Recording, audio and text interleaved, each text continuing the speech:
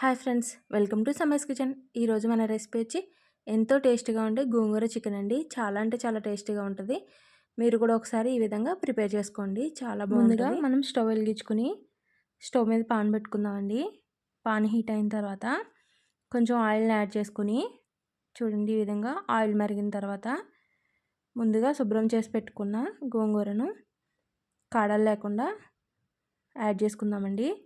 చూడండి, ఈ విధంగా మొత్తం యాడ్ చేసుకుని గోంగూర మొత్తం ఈ విధంగా యాడ్ చేసుకోవాలండి. యాడ్ చేసేసుకుని అలానే రెండు మూడు ఎండుమిర్చిని కూడా నిలువుగా కట్ చేసుకుని యాడ్ చేసుకోవాలండి. యాడ్ చేసుకుంటే కొంచెం పులుపు అనేది మనకి తగ్గుతుందండి. చూడండి, ఈ విధంగా అంతా యాడ్ చేసేసుకొని పేస్ట్లా ప్రిపేర్ చేసుకోవాలండి. మొత్తం గోంగూర అంతా దగ్గరికి వచ్చే వరకు మిక్స్ చేసుకుంటూ ఉండాలి. చూడండి, ఈ విధంగా గోంగూర మొత్తం దగ్గరికి వచ్చేస్తుందండి. ఇలా పచ్చిమిర్చి కూడా యాడ్ చేసుకుని కొంచెంసేపు ఉంచుకుని స్టవ్ ఆఫ్ చేసేసుకోవాలండి. ఇప్పుడు ఇది పక్కకు పెట్టుకుని వేరే పాన్ తీసుకోవాలండి.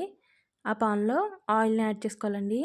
ఆయిల్ అనేది కొంచెం ఎక్కువనే వేసుకోవాలండి. నాన్ వెజ్కి టేస్ట్ బాగుంటుంది. చూడండి, ఈ విధంగా ఆయిల్ యాడ్ చేసేసుకొని చూడండి, ఆయిల్ మరిగిందండి. ఆయిల్ మరిగిన తర్వాత ఇప్పుడు కొంచెం జీలకర్ర అలానే కొన్ని ఆవాలను కూడా యాడ్ చేసుకుందామండి.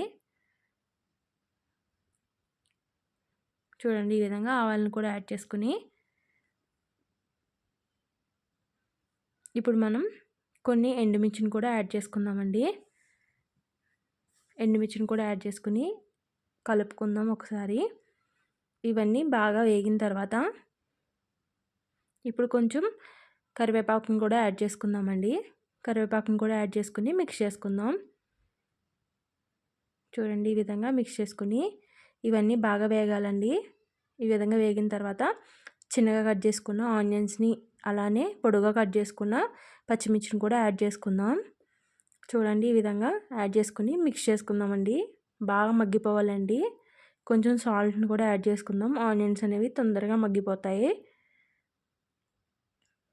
చూడండి, ఈ విధంగా సాల్ట్ని యాడ్ చేసేసుకొని ఆనియన్స్ ఇంకా ఇవన్నీ బాగా మగ్గిన తర్వాత కొంచెం అల్లం వెల్లుల్లి పేస్ట్ని కూడా యాడ్ చేసుకుందామండి.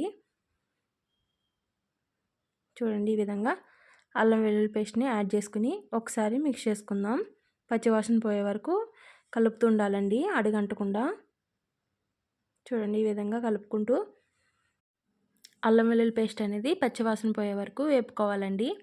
చూడండి, ఈ విధంగా మొత్తం అంతా వేగిన తర్వాత ఇప్పుడు మనం ముందుగా చికెన్ని శుభ్రంగా వాష్ చేసుకుని ఒక 1 అవర్ ఉప్పు నీళ్ళలో నానబెట్టుకుని పెట్టుకోవాలండి. అప్పుడు మనకి ముక్క అనేది జ్యూసీగా ఉంటుంది.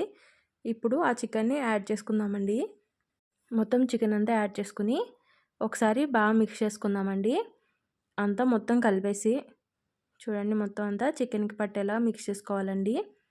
మిక్స్ చేసుకుని మూత పెట్టేసుకుందామండి.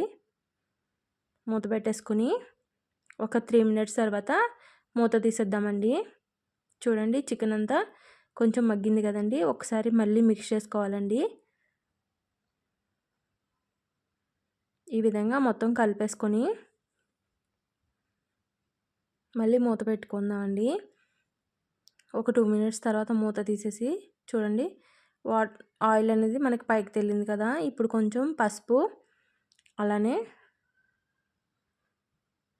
పసుపు ఇంకా కారం, ఆల్రెడీ సాల్ట్ అనేది మనం ముందే యాడ్ చేసుకున్నామండి, లేదంటే లాస్ట్లో కూడా యాడ్ చేసుకోవచ్చు.